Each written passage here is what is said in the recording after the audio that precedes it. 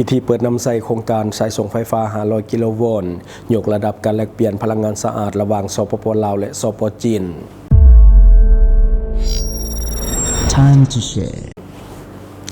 สวัสดีท่านผู้ชมกลับมาพบกับรายการทำทูแชร์สำหรับหัวข้อข่าวที่เราอยากจะนำเสนอในวันนี้ก็คือเกี่ยวข้องกับเรื่องของพิธีการเปิดน้ำใส่โครงการสายส่งไฟฟ้า500กิโลโวลต์ยกระดับการแลกเปลี่ยนพลังงานสะอาดระหว่างสปป.ลาวและสปป.จีนขออภัยและสปป.จีนในของข่าวได้มาจากแฟนเพจ Lao Expertsโครงการสายส่งไฟฟ้าข้ามพรมแดน500กิโลโวลต์ระหว่างลาวและจีนได้เปิดน้ำใส่อย่างเป็นทางการแล้วซึ่งจะช่วยเพิ่มกำลังการแลกเปลี่ยนพลังงานไฟฟ้า2 ส่วนขึ้นถึง 1,500 เมกะวัตต์โครงการดังกล่าวมันมีเป้าหมายการสูบโยกการหันเปลี่ยนสู่พลังงานสีเขียวของลาวโดยคาดว่าจะส่งพลังงานสะอาดได้ถึง3ตื้อกิโลวัตต์โมงต่อปีและการลดผ่อนการปล่อยคาร์บอนไดออกไซด์ได้ถึง 2.5 ล้านตันซึ่งเป็นการสร้างผลกระทบเชิงบวกอันใหญ่หลวงต่อกับสิ่งแวดล้อมและเศรษฐกิจในภาคพื้นพิธีเปิดน้ำใส่ได้จัดขึ้นในวันที่20 เมษายน 2026 ที่ผ่านมาโดยได้รับเกียรติเข้าร่วมโดยท่านชอนชัย ศรีพันดรนายกรัฐมนตรีแห่งสปป.ลาวและบรรดาการนำของลาวและการนำของจีนและกับภาคส่วนที่เกี่ยวข้องเข้าร่วมการเปิดน้ำใส่โครงการนี้ถือเป็นขีดหมายอันสำคัญในโอกาสเฉลิมฉลองวันสร้างตั้งสายพันธการทูตระหว่างสปป.จีนและสปป.ลาวครบรอบ 65 ปีโดยเป็นผลงานอันพ้นเด่นต่อจากโครงการทางรถไฟลาวจีนภายใต้ขอริเริ่มก็คือ1แล้ว1เส้นทางโครงการก่อสร้างนี่เริ่มต้นขึ้นในเดือนกุมภาพันธ์ปี 2025โดยความยาวทั้งหมดแม่น 177.5 กิโลเมตรที่เชื่อมต่อจากแขวงยุนนานของสปป.จีนเข้าสู่แขวงอุดมไซและแขวงหลวงน้ำทาของสปป.ลาวซึ่งในฝั่งลาวมันมีการสร้างสถานีไฟฟ้า500กิโลโวลต์แห่งใหม่และสายส่ง230กิโลโวลต์อีก2เส้นเพื่อเชื่อมเข้ากับตานางไฟฟ้าภาคเหนือภาคใต้ภายใต้การคุ้มครองของบริษัทสายส่งไฟฟ้าแห่งชาติลาวจำกัดหรือว่า EDL คิดต่อที่ร่วมกับบริษัทตานางไฟฟ้าภาคใต้ของจีนหรือว่า CSG ท่านมาลัยทองกมสิทธิ์รัฐมนตรีกระทรวงอุตสาหกรรมและการค้าได้กล่าวว่าโครงการนี้เปรียบเหมือนกุญแจสำคัญที่ปลดล็อกข้อจำกัดด้านการส่งไฟฟ้าเพื่อมุ่งหน้าสู่เศรษฐกิจที่พึ่งพาตนเองและสร้างความเข้มแข็งด้วยตนเองท่านกล่าวเติมอีกว่าถ้าพวกเราเปรียบเส้นทางรถไฟลาวจีนเป็นกระดูกสันหลังแห่งการขนส่งโครงการสายส่งนี้ก็อาจเปรียบเหมือนเส้นเลือดใหญ่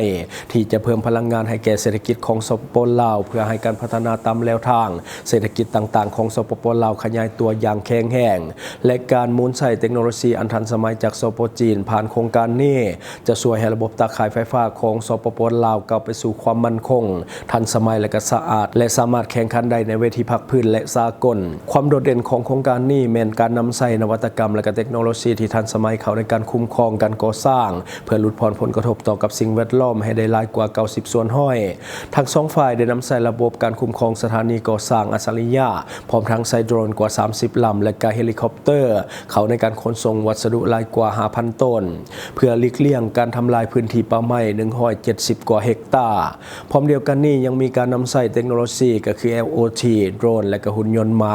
เข้าในการกวดกาความปลอดภัยอย่างชัดเจนในฝั่งของจีนอีกด้วยซึ่งถือเป็นการสร้างมาตรฐานใหม่ให้แก่โครงสร้างพื้นฐานสีเขียวในภาคพื้นนอกจากความก้าวหน้าทางด้านเทคนิคแล้วโครงการยังได้สร้างเวียกเหตุงานทำให้แก่คนในท้องถิ่นหลายกว่า500ตำแหน่งและจัดการฝึกอบรมยกระดับฝีมือแรงงานหลายกว่า 1,600 ครั้งพร้อมทั้งร่วมกันสร้างวัจนานุกรมเทคนิควิศวกรรมไฟฟ้า2ภาษาก็คือภาษาลาวและภาษาจีนเพื่อทำลายอุปสรรคทางด้านภาษา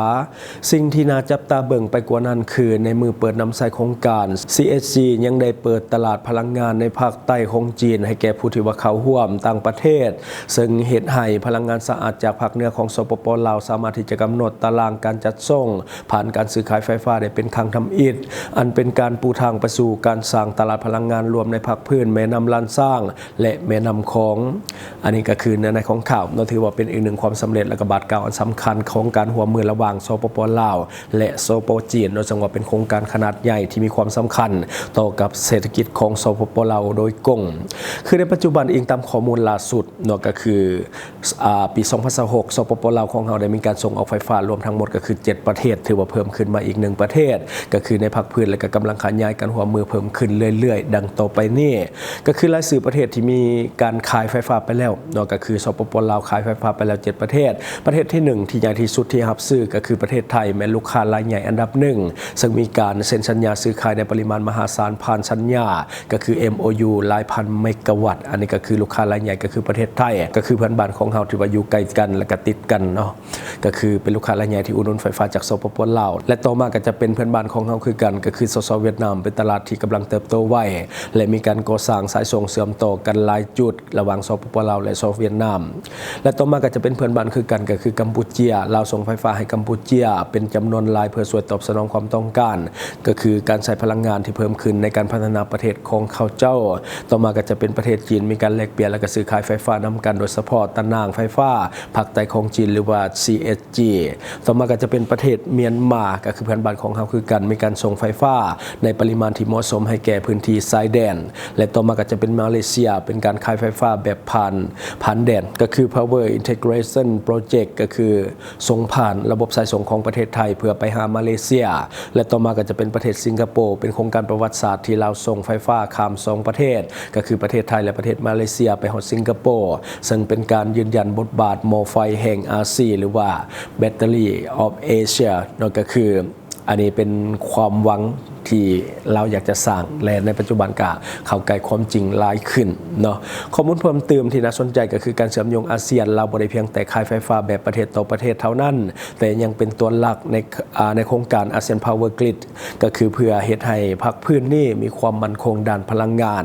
คือแหล่งผลิตไฟฟ้าก็คือไฟฟ้าส่วนใหญ่ที่ส่งออกเป็นมาจากเขื่อนไฟฟ้าน้ำตกก็คือพลังงานสะอาดและบางส่วนมันมาจากพลังงานความร้อนที่มาจากถ่านหินและก็พลังงานลมที่กำลังเริ่มพัฒนาแบบจริงจังในสปป.ลาวเนาะอันนี้ก็คือเรื่องของไฟฟ้าที่ลาวเฮาได้ส่งไปขายหลายประเทศทั้งแม้ว่าตอนนี้เฮาเองอาจจะบ่ได้ยังหลายเนาะก็จะเป็นส่วนของนายทุนที่ว่าได้ไปแต่ว่ามันอยู่ในส่วนของการเริ่มต้นและเชื่อว่าอีกหลายสิบปีต่อหน้ามันก็จะเป็นของเฮาเนาะก็จะเฮ็ดให้เศรษฐกิจของลาวดีขึ้นแบบก้าวกระโดดเนาะแต่ว่าตอนนี้มันยังอยู่ในส่วนของการเริ่มต้นที่เราจะเป็น Battery of Asia เนาะก็คือมัน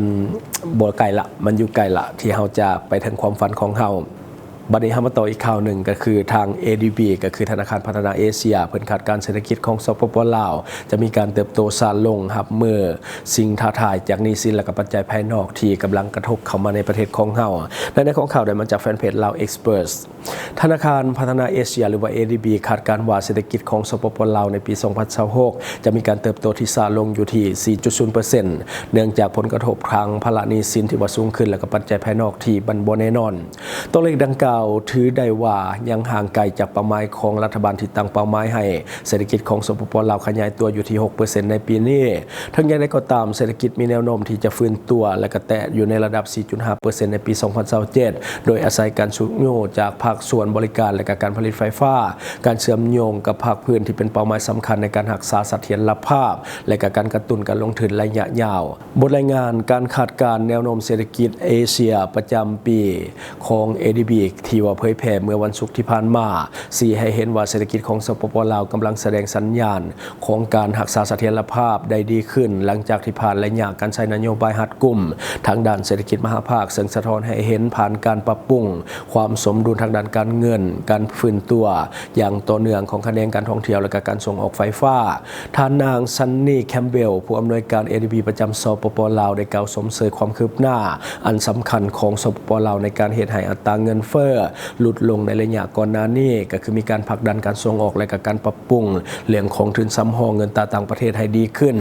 อย่างไรก็ตามเพื่อรักษาผลสำเร็จเหล่านี้ไว้สปป.ลาวจำเป็นต้องได้สืบต่อรักษาวินัยทางด้านการเงินอย่างเคร่งครัดเล็งปฏิรูปรัฐวิสาหกิจโดยเฉพาะในแขนงการพลังงานพร้อมทั้งส่งเสริมการลงทุนในแขนงการผลิตที่ทนทานต่อสภาพอากาศถึงแม้จะมีสัญญาณบวกแต่ว่าความบอบบางจากสภาพแวดล้อมภายนอกและการหนี้สินสาธารณะที่สูงถึง 82% ของ GDP ยังคงเป็นปัจจัยกดดันการเติบโตในระยะกลางเคียงคู่กันนั้นอัตราเงินเฟ้อที่บ่เคยลดลงอยู่ที่ 7.7% ในปี 2025ผัดถูกคาดการณ์ว่าจะดีตัวขึ้นเป็น 9.8% ในปี 2026การเน่งติงนี่แม้นเป็นผลมาจากราคาน้ำมันในตลาดโลกที่ว่าปรับตัวสูงขึ้นและค่าขนส่งที่แพงขึ้นซึ่งส่งผลกระทบโดยตรงต่อราคาเสบียงอาหารและสินค้านำเข้ารวมไปถึงแรงกดดันจากการปรับขึ้นค่าไฟฟ้าและค่าแรงงาน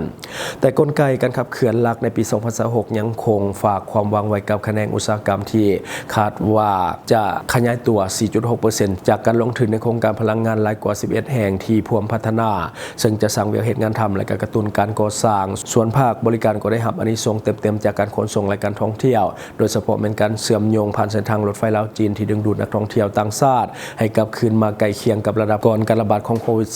-19 ท้ายที่สุดนี้บทรายงานฉบับนี้ได้ยกให้เห็นถึงความสำคัญอันหีบด่วนที่รัฐบาลต้องได้ดำเนินนโยบายเศรษฐกิจมหาภาคอย่างระมัดระวังและได้เล็งรัดการปฏิรูปโครงสร้างภายในเพื่อป้องกันความเสี่ยงจากความบ่แน่นอนของโลกการแก้ไขปัญหาหนี้สินรัฐวิสาหกิจโดยเฉพาะเป็นแขนงพลังงานที่แบกรับภาระหนี้สินเงินตราต่างประเทศจากการเก็บค่าไฟฟ้าต่ำกว่าต้นทุนจะเป็นกุญแจสำคัญในการเพิ่มขึ้นที่ทางการคลังสำหรับการพัฒนาสังคมและก็สร้างความเชื่อมั่นให้นักลงทุนในอนาคตอันนี้ก็คือเนื้อในของข่าวและทั้งหมดก็คือสิ่งที่เราเก็บมาเล่าสู่ฟังหวังว่าท่านจะได้รับสาระดีๆสำหรับท่านที่ว่าเบิ่งรายการอยู่คิดเห็นจะได้กับสิ่งที่มานำเสนอไปก็อย่าลืมฝากไว้ภายใต้คอมเมนต์ของเฮา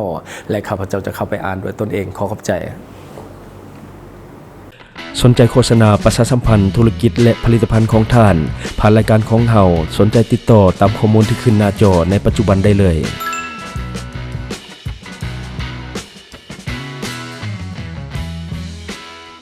อยู่เมืองลาวใช้แต่เงินกีบลาวและส่งเสริมผลิตภัณฑ์ภายในเพื่อลดพรการนำเข้าสินค้าและแก้ปัญหาเงินตรา Subscribe for more video.